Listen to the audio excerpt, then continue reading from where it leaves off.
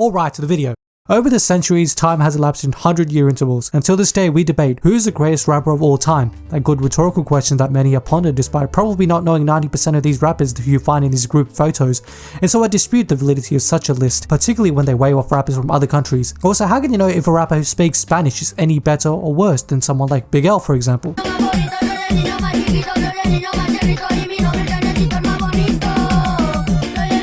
Okay, never mind.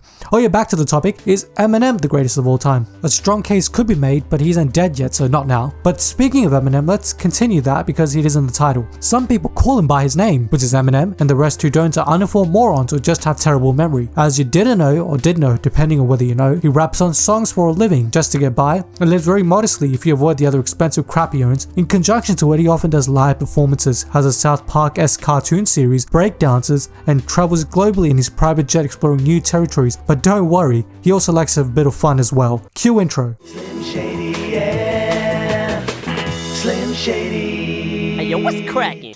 Well, guess who's back? My name is Arnold Schwarzenegger. I'll be back. Oh sorry, wrong MC. I'm talking about Eminem, and really, what can you say about him? His voice speaks for itself, and with his mouth. And don't worry, he'll let you know what he's saying by asking you to reaffirm that he said it. You know what I'm saying? You know what I'm saying? You know what I'm saying? You know what I'm saying? You know what I'm saying? You know what I'm saying? You know what I'm saying? I'm saying. You know what I'm saying? Yes, I know what you're. God, he does say that a lot, doesn't he? On to the next paragraph, and let's talk about where Eminem came from before he became a superstar and after he exited the birth canal. Where, believe it or not, he's actually born overseas from a country called the United States of America, specifically Detroit, which is in the Midwest, which is kind of inaccurate, isn't it? As it's more of the northeastern part. Detroit is a place where some people live in poverty who struggle receiving good education and later have to commit crime or work odd jobs to make ends meet. But how about the Kamikaze album not being nominated for a Grammy? That's the true injustice we cannot tolerate. Anyways, while Detroit have been spoiled by being fed with a silver spoon, we in Australia are still starving for a great rapper to appear on our plate, and the best contender we have so far is this guy. Cause every time she tries to walk away, something's holding on. And I don't know what. I sincerely apologize for that technical difficulty. We played the right clip. Now, who remembers the good old days of hip hop? Not to sound like an old head or anything, but there used to be a time where people would attend concerts with the phones inside their pockets. Remember that? But with the advancements of these smartphones, we are becoming ever more distant from the live performance. Now we've finally reached the point where instead of humans, they replaced us with Fortnite characters dancing to EDM. We're looking at the future of the music industry, ladies and gentlemen. In fact, physical CDs are now dead, but so is streaming if you're strictly looking at Soulja Boy's Spotify page. Now, ask yourself this. Where were you when Eminem released his first commercial album, Slim Shady LP 1999? My guess is that many of you were racing swiftly to your mother's egg to become fertilized to finally get your hand on the mouse to click download using LimeWire years later while contracting a virus or something. Anyways, despite that, Eminem still sold millions of albums with the support of Dr. Dre to help with the drumming there, obviously. After his debut, he founded Shady Records, where he built a roster of many notable talents, and bizarre. And we all know the rule of the Shady Records, and that in order to be signed by Eminem, you have to rap battle him first. So I'm still confused why Eminem hasn't bothered to sign this guy yet. I got no wife, but you got a boyfriend. Wow, insane flow. Along with blowing up, Eminem attracted a wide range of fans. One fan on earth is this person. Like, I'm an aspiring white rapper and I want to be taken seriously, and he proved to everyone that you can be taken seriously. And he inspired her. Let's see what she's been up to recently, and I think I found a clip of her recent work here. I was blazed out smoking bomb kush, and when my water broke, you know it, I'm the doctor. Now, one of the good things that came out of the 1999 Columbine mass shooting was that it got Eminem and Marilyn Manson together in the Way I Am music video, and then they performed with each other on stage where Marilyn did appear, stood there and did nothing. Obviously a Britney Spears homage right there. In The Way I Am, Eminem talked about the downside of his immense fame by having nobodies interrupting his everyday life. I've been there before as well, brother. But what's more infuriating is being a somebody that is actually a nobody who gets ignored by somebodies, as Bobby Brown shows us here while he's rewarding Eminem alongside on crack Whitney Houston. For Sunday. Free. All right. I really don't care right now. No? It's kind of sad seeing that no one cared about his presence, but to make you feel better, he's probably used to it by now. Low audience engagement can be a disheartening situation, as Ja Rule can tell you now. Are we ready?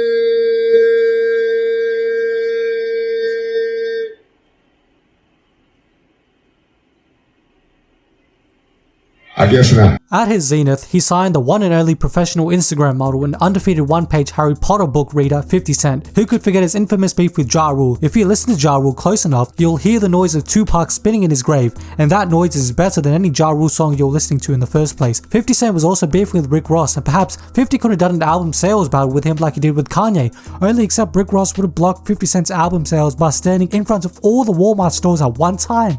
Anyways, now that 50 is consistently filing for bankruptcy, he really needs to hold his money together, and so if he wants to borrow a paperclip, I'll send him some. If you're an Eminem fan, you might know that he was in trial in 2000, and so they decided to buy the full version of the album afterwards. Speaking of trials, you might have heard the New Zealand government copied an Eminem song for a political ad, which they played in courts here. Play the sound recording, which embodies the musical work Lose Yourself. One shot. One opportunity. Now, I don't want to play what ensues later on, that's more for World Star Hip Hop Uncut, but I can tell you that it wasn't just their palms getting sweaty, especially when they played Shake That. On a side note, I just want to say rest in peace to Nate Dogg. He lived until he was 51, or as I calculated, 200 in dog years. Anyways, it turned out Eminem lost that court battle with the New Zealand government, and while the Kiwi government has had the last laugh, we can still always laugh at the way the residents say his name. The musical composer Eminem.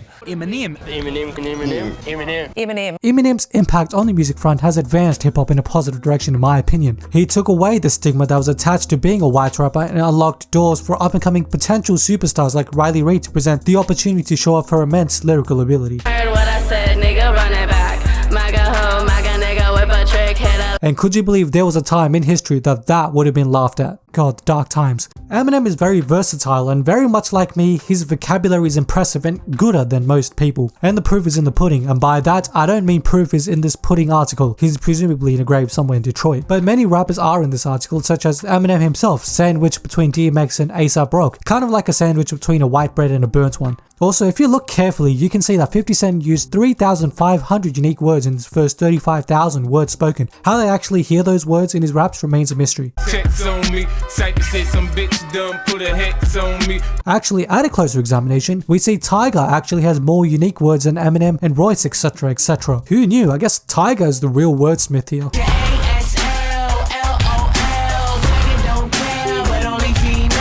When 2017 rolled around, Eminem grew a beard for many reasons, main one being that he is a guy. But you guys tell me which looks better, the Eminem with the beard made of hair or the beard made of skin? Drop your comments down below and let me know. Shortly after those pictures leaked, Eminem performed his infamous Trump rap battle on BET. It blew up on social media and even mainstream media. Trump has yet to deliver a diss track, but he's a president, so he's probably too busy for Twitter anyway. We sure as hell know that he's not watching BET, that's for sure. So instead, many online pundits who happen to be right-wing slapped back hard with a rap verse of their own. Trump is fighting real enemies to America, ISIS, North Korea, and fake news. Yet you call Trump a neo-Nazi. Dude, are you that much of a pinhead? I mean, put both of you in a police lineup. Trump show president. He's your president. He's your president. Trump show president. He's your president. Give Obama props for what? Benghazi, Fast and Furious, and you can keep your doctor, you can keep your healthcare plan. Oh wait, not! Trust me, it sounds a lot better if you adjust the speed to 0.00. In the same year, Eminem finally dropped his long-awaited Revival album, which of course faced backlash and critics were mixed. One of the main criticisms of Revival was that he needed better beat selection. This is one area where Chris Brown could have helped Eminem, since he has no trouble selecting who he wants to beat. Merely 8 months later, Eminem dropped a Kamikaze album and he shows us that he can still spit 46 cannons of fire at us. And it's also pretty ballsy to release an album called Kamikaze in case if it gets critically panned. Then you're giving easy material for critics to bash the album with. It'll be like calling a TV show axed or a company bankrupt corporated or something like that. You know what I mean? Within that album, he made a Venom song called Self-Titled, and it acted as a metaphor for his symbiotic relationship with himself and Slim Shady. Sort of in a similar vein to an NBA star and an Instagram model. They seem to be pulled together like a magnet, even though they know it's killing each other by other infectious methods. MGK responded to Eminem with his song Rap Devil, which plays on the title Rap God because, as you didn't know, the devil is the opposite of God. And just look at that contrast. It's such a night and day difference. And may I add, if they're going to use biblical references in their songs, I think they need to consult someone who really imbues himself in that arena. So you know what he's able to do, but how could you know what he's willing to do until you've been placed in a situation where you need him to do it for you? straight up, nigga. I'll fuck you up in the name of Jesus. Anyways, back to Rap Devil, and he had a few bad lines, but he also had a few good ones too, before they all got snorted in his trailer. Of course, Lord Jamar aired his resentment about Eminem on Vlad TV like always. Well, an awkward transition about Vlad, and he did an interview contest with a massive prize waiting at the end of it. We'll be looking for the best Vlad TV style interviews. The grand prize winner will receive $100 and their interview will be featured on our site and our YouTube channel. $100, and after tax it gets down to about $60.55. And apart from being a philanthropist, he's a fan of hip hop, and when DJ Vlad tells you something, he's a hard man to oppose and he doesn't flip flop. Like, Drake is the GOAT. You're better than Biggie. That's the last conversation we had. Drake is up there with Rakim. So yeah. I didn't say that, but no, you did. You said I said that. Yeah. It's great that we have these guys as our spokesperson for online hip hop discourse and journalism, if you want to call it that. Well, we reached the end of the video, and by the way, I want to thank you all for watching my last video. I read a stat that there was the highest viewed video under that URL. If you want to watch it, it can only be described in the description box below that video. Anyways, I've been going to the gym lately, and I hope you've noticed it too. Even got a haircut as well, so I wasn't sure if you're going to like it, but thank you for complimenting. Oh, well, thanks for watching my video. I'll catch you on the next one, you mofos. Sorry, couldn't think of a good outro. Please forgive me.